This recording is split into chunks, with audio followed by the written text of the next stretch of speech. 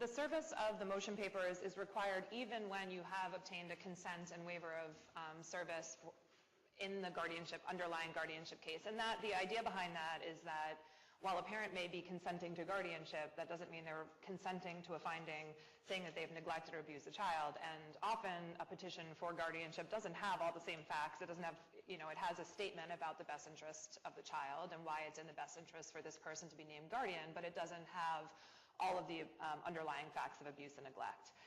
So it's just really important. Again, it's also important, I think, that we show as practitioners that we take due process very seriously. And that, again, we're doing this because it's in the best interest of the child.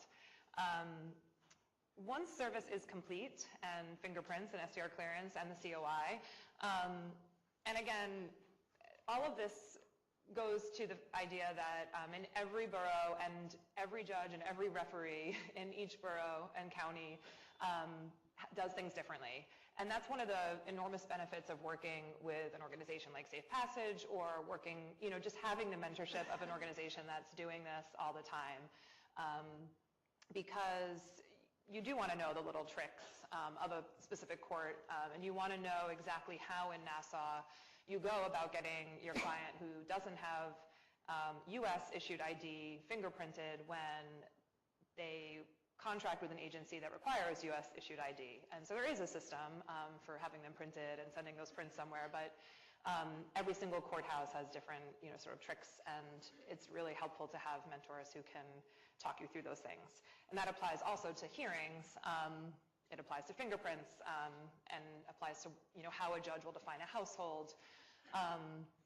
But in any event, the judge will schedule a hearing date for the custody and guardianship hearing, and also a hearing on the motion for special findings.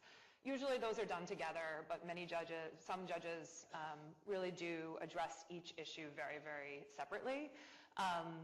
You may be taking all the testimony yourself. The judges may be taking the testimony themselves. They may be cutting in while you take testimony.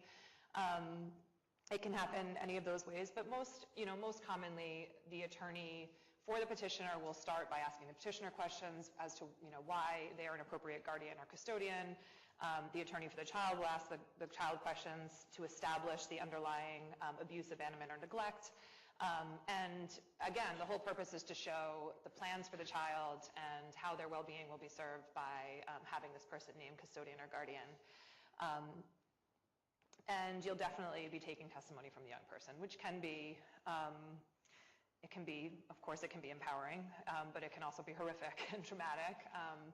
And everyone has a different experience of that, and that too depends on who is hearing the case and their own sensitivities to the child's testifying regarding traumatizing events. So that is one of the challenges in such hearings. Is certainly that we all know that a child who has suffered trauma often shows that can show that in many different ways, but often, say a child is having trouble making eye contact while talking about difficult events. That may be something that someone interprets as a lack of credibility. And many of these things sometimes have to be, really well thought out beforehand. And this is true of any family law practice, of course.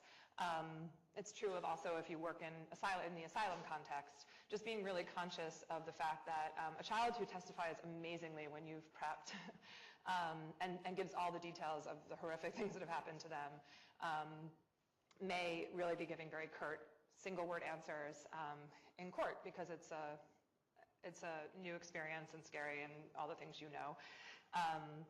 But it's something that sort of never ceases to surprise me, no matter how many times I've done this, just how different someone's testimony can be than what you expect. And when testimony is such a huge part of these cases, it's really important. That's another challenge, certainly, just the lack of other written documentation. It's very difficult to obtain police records from foreign countries. It's very unlikely that your clients have any police reports. And with things as private as family life, it's even less likely that that there are newspaper articles or police reports that corroborate their story. And all these things, which we don't need to go through. But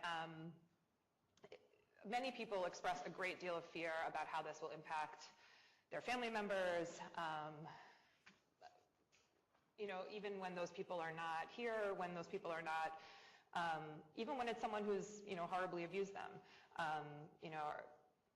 Many of us are very loyal to our families, and even in difficult circumstances. And so children are often really concerned that doing this will hurt their parents, especially if their parents are here. Will my parent get deported?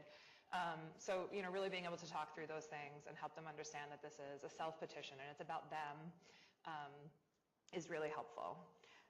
So, but once you get your SIDGE order, it allows you to file the petition with USCIS. And of course, importantly, though the federal government is recognizing the special expertise of family courts and state courts, the state court is not granting this child a green card. We've had, we do sometimes have judges say things that show that they don't fully understand that, but they are giving the child an order that the child then takes that order and petitions USCIS, who then makes their own independent determination as to whether the child qualifies for a status here in the U.S. So just an important thing to remember, and to also be able to remind the family court. And this, again, it does not provide any immigration benefit to the custodian, to the petitioner. There's no way a guardian can benefit from being a guardian. There's no way a parent can benefit from petitioning for custody for their child who later gets SIDGE. And again, it's important to remind kids too, because they're kids, and it's, there might be a lot of things that they're hearing from other sources other than you.